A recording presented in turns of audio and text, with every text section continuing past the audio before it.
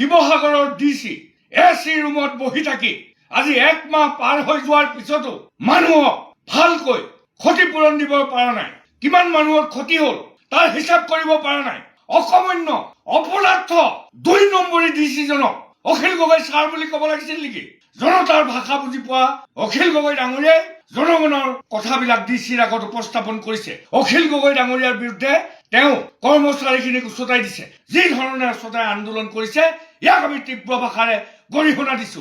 আজিলৈকে ১৫,০০০ টকা সঠিকভাৱে দিবলৈ সক্ষম নোহোৱা অপদাৰ্থ শিৱসাগৰৰ ডিচিক আমি তীব্ৰ ভাষাৰে গৰিহণা দিছো আৰু অখিল গগৈ ডাঙৰীয়াই জনগণৰ হৈ জনতাৰ ভাষাৰ কোৱা কাৰণে অখিল গগৈ ডাঙৰীয়াক আমি চেলুট দিছো। শিৱসাগৰ সমষ্টিৰ সন্মানীয় বিধায়ক অখিল গগৈ ডাঙৰীয়াই উপায়ুক্ত মহোদয়ক যিখিনি খং ক্ষোভ কৰিছে সেইখিনি অখিল গগৈ ডাঙৰীয়াৰ বক্তব্য নহয়। সেইখিনি বক্তব্য শিৱসাগৰ, যোৰহাট, নাজিৰা, চৰাইদেউৰ বানপীড়িত ৰাইজৰ বক্তব্য।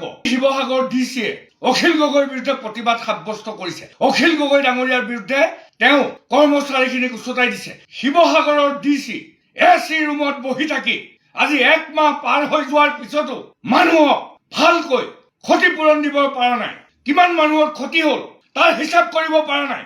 আৰু তেওঁ ছাৰ বুলি ক'ব লাগিছিল। শিৱসাগৰ অকমান্য অপদাৰ্থ ২ নম্বৰী ডিচিজনক অখিল গগৈ ছাৰ বুলি ক'ব লাগিছিল নেকি?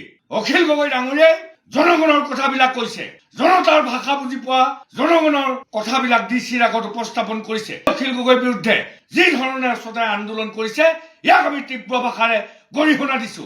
আজি এই বানপানীত ১০০তকৈ অধিক মানুহ মৰিলে আজিলৈকে ১৫,০০০ টকা সঠিকভাৱে দিবলৈ সক্ষম নোহোৱা অপদাৰ্থ শিৱসাগৰৰ ডিচিক আমি তীব্ৰ ভাষাৰে গৰিহণা দিছো আৰু অখিল গগৈ ডাঙৰীয়াই জনগণৰ হৈ জনতাৰ ভাষাৰ কোৱা কাৰণে অখিল গগৈ ডাঙৰীয়াক আমি চেলুট দিছো।